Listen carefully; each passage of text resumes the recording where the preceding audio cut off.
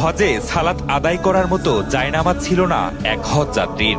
সেই হজ যাত্রীকে নিজের উপহার পাওয়া জায়নামাজ দিয়ে সাহায্য করেন মসজিদুল হারামের পরিচ্ছন্নতা কর্মী এক বাংলাদেশি যুবক।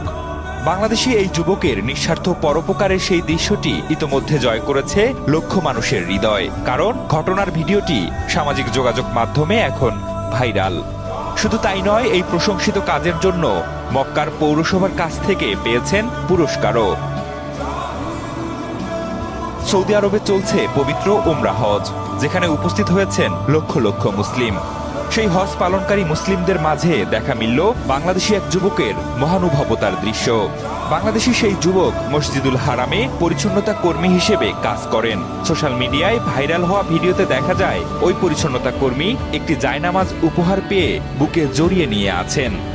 এরই মাঝে দেখেন তার পাশ দিয়ে হেঁটে যাচ্ছেন একজন হজ যাত্রী, কিন্তু তার কাছে সালাত আদায় করার মতো জায়নামাজ নেই। তখনই ওই বাংলাদেশি কর্মী অত্যন্ত বিনয় ও নম্রতার সঙ্গে সেই হজ যাত্রীকে নামাজ পড়ার জন্য নিজের ব্যক্তিগত জায়নামাজটি এগিয়ে দেন। অত্যন্ত হাসি মুখেই জায়নামাজ গ্রহণ করেন সেই হজ যাত্রী। ওই যুবকের সাধারণ এই আচরণের মধ্য দিয়ে বিশাল উদারতা প্রকাশ পেয়েছে।